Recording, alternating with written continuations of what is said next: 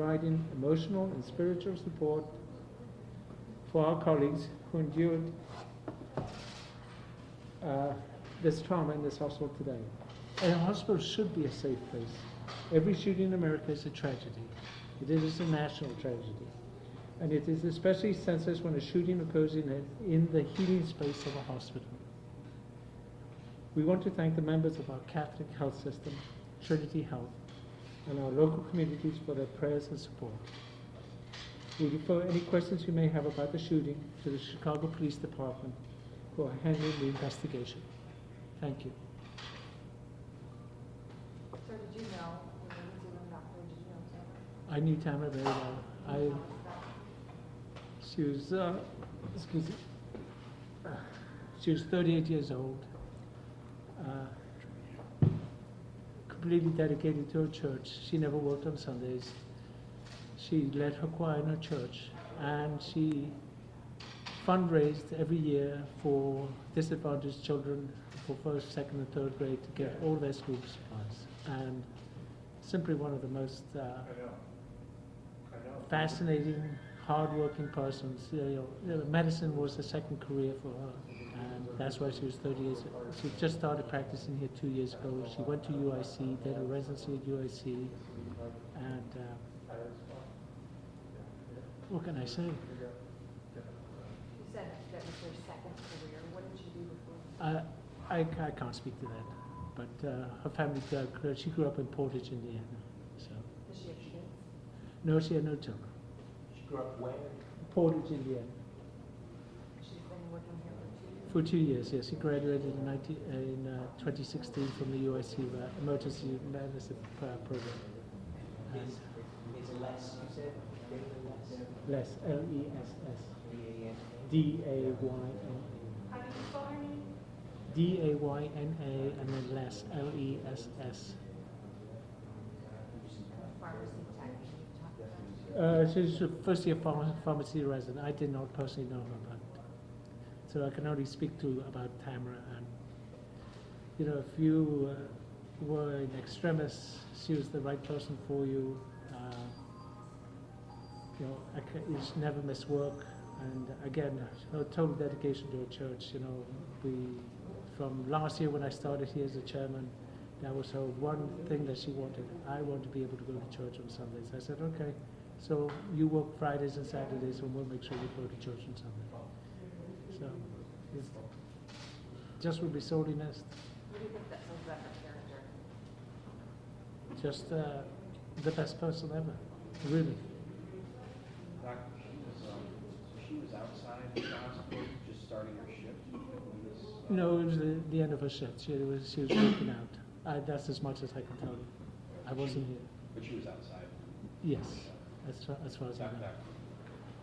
The police can give you all of that information. So do you care to say anything?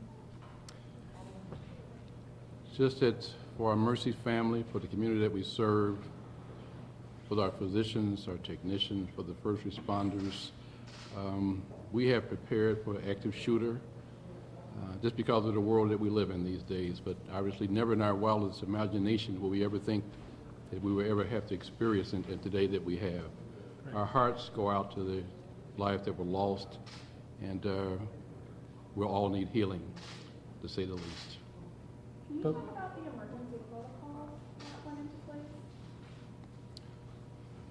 Well, first of all, whenever we have an active shooter, we have to close down the doors, make sure all our patients are safe. The staff have been trained to find a safe place, barricade doors, just like we do in schools. So our primary job is to make sure our patients are safe first, and then also our staff. Of course. That's our primary goal. Most of our patients tend to be elderly, very ill, and defenseless. But today's today, we're closed today, but we'll be open tomorrow. We'll still provide the same outstanding care we were doing this morning.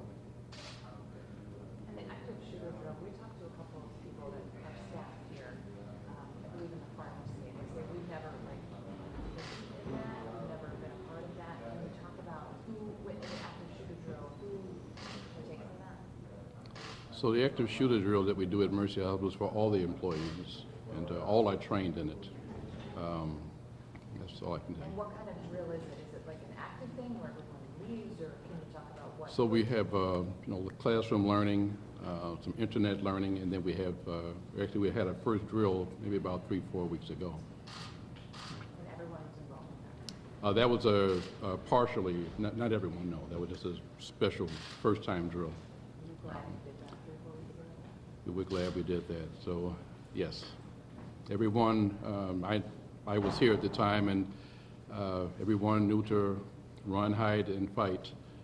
And it's our inclination, I can speak for myself, that you don't feel well when you're hiding. And you want to open up a door, and you want to see what's going on, and you want to help. But everyone did what they were trained to do. Right. All of the action happened on that first floor, right? The shooter didn't go in the basement or didn't go. As far as we know, yes, ma'am. About how many patients and staff were in the hospital today? We have about 200 patients in the hospital at this time. No, we didn't have to evacuate any patients from the immediate hospital. We did from the emergency room department. Everyone was transferred. Can you tell us if the gentleman who was in a domestic relationship with the doctor had been here before, paid visits to the hospital, and had to call police? No, not that I'm aware of. Not in the time that I've been here. He had not been here before. No, no. I met the gentleman once, and that's all I can say.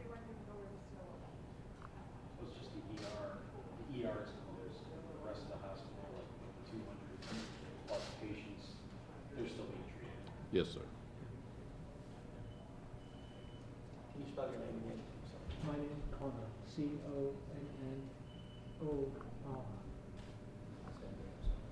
O-R, Connor, the common spelling of Connor.